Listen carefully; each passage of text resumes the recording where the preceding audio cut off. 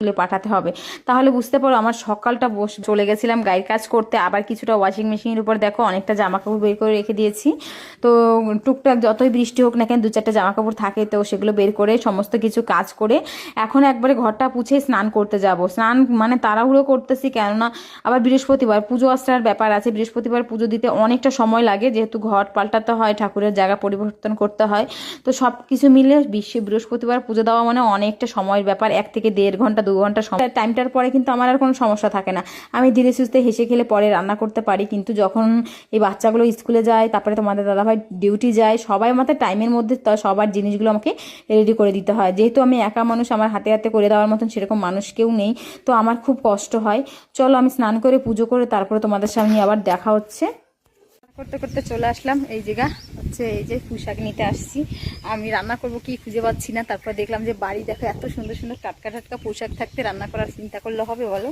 তো সেজন্য দেখো এই যে কি সুন্দর মোটা মোটা আগা পোশাকের, এই আগাগুলো দিয়ে কুমড়ো দিয়ে পাঁচমিশালি তরকারি রান্না করব। তো সেজন্য কুমড়োর আগা মানে পোশাকের আগা কাটতে এসেছি, আর যতটুকু লাগবে আমি ততটুকুই কেটে নেব।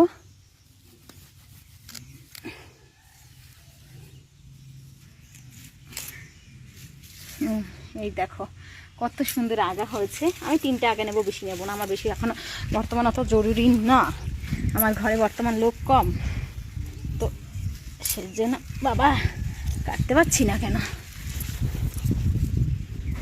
একটুখানি রাইখে আমি কাটতে নি।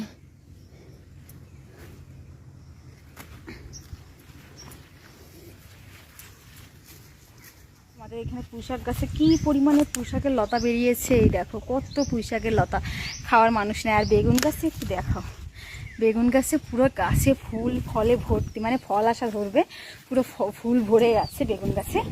আর ওই দিকটায় হচ্ছে ভেন্ডি, ওই দিকটা ভেন্ডি, কিন্তু আমি এখন দেখাইতে পারবো না। আমি এখনই ভাতটা বসিয়ে দিয়ে আসছি, অনেকক্ষণ হয়ে গেছে, গিয়ে আমার ভাতটা নামাতে হবে।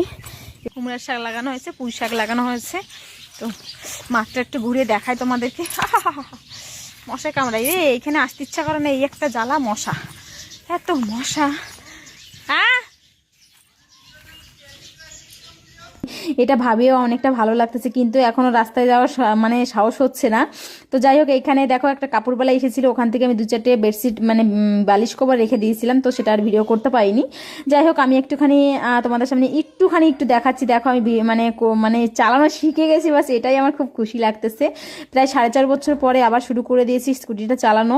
এখন বর্ষাকালে তার জন্য বাইরে বেশি একটা বেরোচ্ছি না। তো যাই হোক শুকনো একটু রোদ টোদ দিই, তারপরে হচ্ছে তোমাদের একদিনকার পুরো ভিডিও শেয়ার করব, স্কুটি চালানোর ভিডিও। তো তোমাদের কমেন্ট করে জানিয়ে কেমন হয়েছে। আমার পুজো দিয়ে চলে আসলাম ঘরে, আর এখন হচ্ছে রান্না করতেছি। মেয়েকে স্কুলে পাঠানো হয়ে গেছে, এখন ছেলে